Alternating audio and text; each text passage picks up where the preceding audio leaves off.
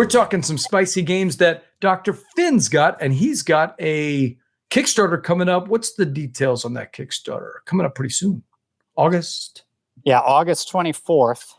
And it's a 4-game Kickstarter for my whole 2021 line of games. Well, the first one I've got is Biblios, Quill and Parchment. Tell us all about it, Steve. All right. So for those of you who are not familiar, Biblios was my first game really that made it in the world.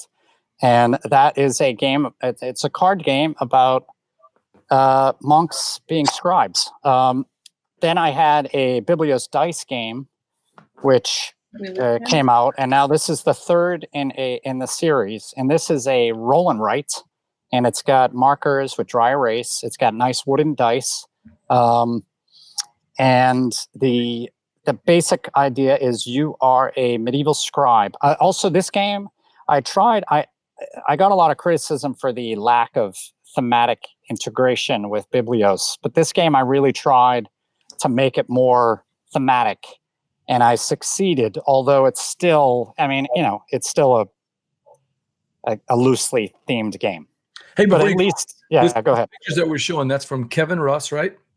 Yes, who is a nature photographer, but he's also a game designer. Absolutely. Kevin Calico, absolutely. Played it, and I'm waiting on my copy to come in. I actually backed the game.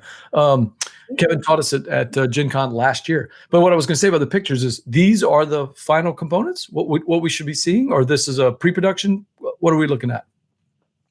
All right. Yeah, what you're saying. Yeah. So I have pre-production samples made that are basically the same quality as a final production. With the exception that I'll look through it, like the rule book has a lot of mistakes in this version that I need to correct. And as I get all the dice, I'll look at things and I'll be able to make some adjustments. But the actual quality here is very high. It's not just like a prototype, but it's... Did we miss an opportunity, Steve, to have actual quills and inkwells for the roll and write? That's a good point from Thomas. That's a good one. Yeah, we may have. I didn't know how to get away with the dry erase quill marker. That would be funny. All right, so how do you play Quill and Parchment? All right, so here's how you play. It's broken up into rounds. There's 8 days divided into 2 periods. And like in Biblios, the first half of the game, which is 4 of those days, 4 rounds, you are essentially kind of acquiring things. Mostly you're acquiring books. Well, you're not acquiring. What you're technically doing is copying.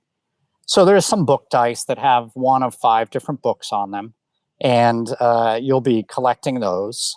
And then there's a couple dice that give you Abbott Influence. So if you're familiar with Biblios, sure. Abbott Influence is basically replacing gold. Oh, okay. So rather than a monk collecting gold and then spending it at an auction, what you're doing here is you're accruing influence with your abbot who's in charge of the monastery.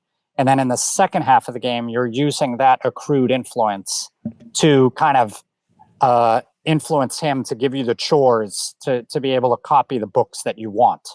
So that's one way that I've kind of thematically tied it in. So you've got some book dice and you have influence dice, and then you have this thing called the travel die.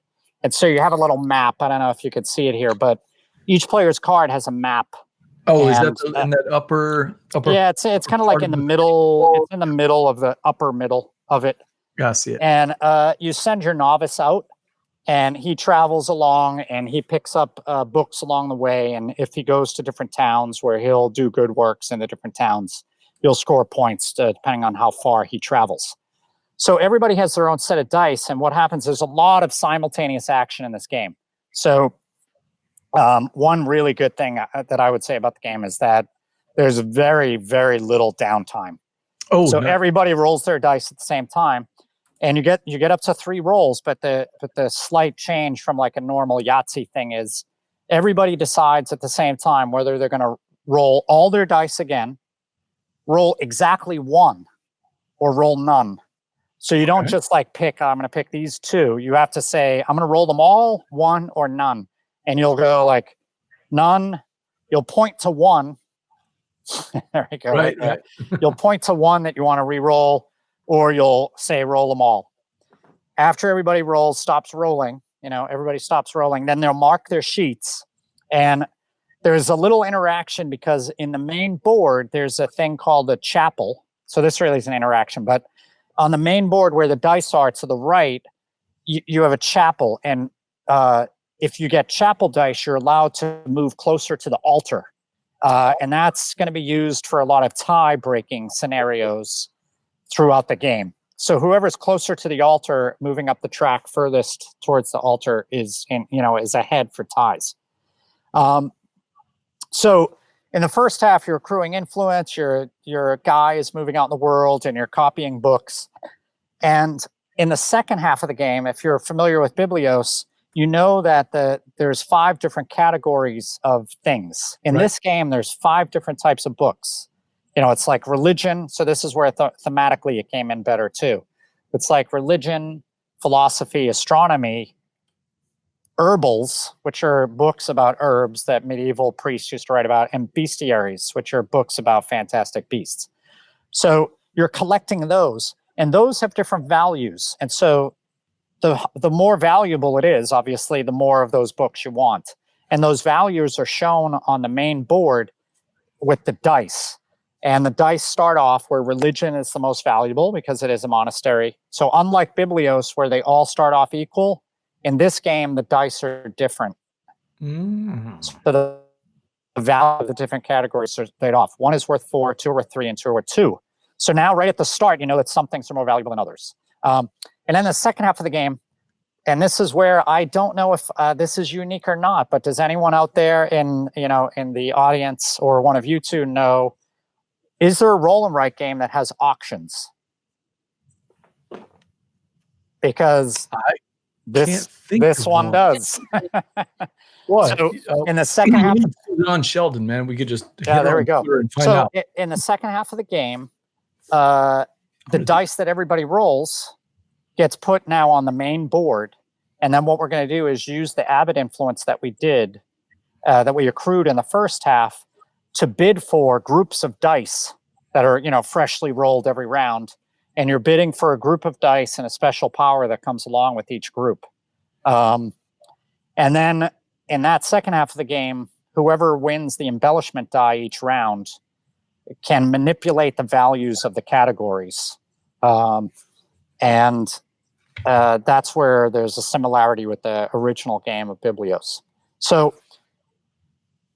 it's a quick game, 30 minutes. It could be probably with 2 people. It could be even done in like 15 to 20 minutes. But I believe it has a lot of thinkiness in it, and there's the interaction is obviously in the auction, but the auction it's a one-shot auction that's secret. So I guess you're not bidding. You don't hear what other people are going to bid. So you, but also the influence at the end is worth points. So you have to kind of be careful about how much you spend. And Burley, you've played this, right? Yeah. So I play tested it, Dr. Ben and my family, and we all really liked it. Roll and writes are kind of growing on me, but this was one that I was like, I cannot wait to back this. Truly, it was really fun. And I think it's been about maybe 2 months since we did the play test. Yeah, it's been about 2 months, I think. You're talking about it, I'm getting excited all over again. And really liking where the artwork is going too. Yeah, tell me about the artist. This is I love the cover, man. All right, yeah. Evan Russ. This is someone I just found. Her name is Aka Hulzabos. I forget where she's from. Not in New York? It's Scandinavian country, I believe. Anyway, found her online, and she did this. She also did the artwork for the Butterfly Garden for me. Oh, we'll talk about that next. Yeah, it's an interesting. She helped me make some decisions too. I think the artwork is very interesting when you start looking at it closely, especially the player cards have a lot of little things going on there. But she helped me make the decision about what kind of dice, and she suggested using wood dice. And I was surprised. I've never actually had wood dice in a game. I didn't realize how light they are. Have They you ever are played light. a game with, oh, man, they are so light, and I didn't realize the benefit of it. Like, oh my God, this is going to help the shipping costs really go down. But I didn't think of that. That wasn't the reason I did it. It was because I was like, oh, it could be nice because of the theme. You know, it's like, I don't know, it's like the natural wood of it, the medieval. It seems to fit well. But it also leads to, and this is, some people might not like it, but when the ink is being put into the wood, and also the wood, because a lot of it is natural color, there's variation between the colors. So like one wooden block isn't necessarily exactly the same as the other. So it might have actually it might seem a little imperfect at times, but I kind of like that. And also when the ink goes in, sometimes it seeps out a little, like it's not as precise as in a resin dye. And it makes it look almost like unfinished. But I don't mind that. Like I got the dice, I'm like, oh, wow, that's interesting. You know, there's perfect circles here, but then this one's just a little off, you know? And that kind of fits the theme of this being a medieval, it's an old game, exactly. Right? So, you know, I was trying to decide if that was a good thing or not. And I'm going to say it is. So Dean said, it sounds cool. I'm always a bit reluctant to play anything that's game I love, the dice game. But Steve, I'm not getting that. This seems like you tried to bring out the thematic feeling of Biblios, but a new game, right? Yeah, this is not, I mean, the only thing that is really the same in this is the fact that it's divided into two halves. So I'd say that these are the similarities. There's two halves, there's 5 categories, and there's auctions. Other than that, it's a very different game. You know, the feeling that you get in this game is nothing like Biblios. You know, there's not as much psychological stuff going on in this game. I think in Biblios, there's a lot of psychological stuff. You know, what did they get rid of? You know, like you're not, the only psychological guessing you have here is what do you think the other person's going to bid, and what, in the second half of the game, what are they going to try to go for? So it's a very different feeling game. I'm not trying to capture Biblios the same thing. Otherwise, why do it? If it's not going to be a different game, then why make a dice game? And that's Biblios, Quill, and Parchment, coming to Kickstarter August 25th. Is that right? 24th. 24th. 24th. All right. Thanks. Be there on day one. Be there on day one. That's right. Yes.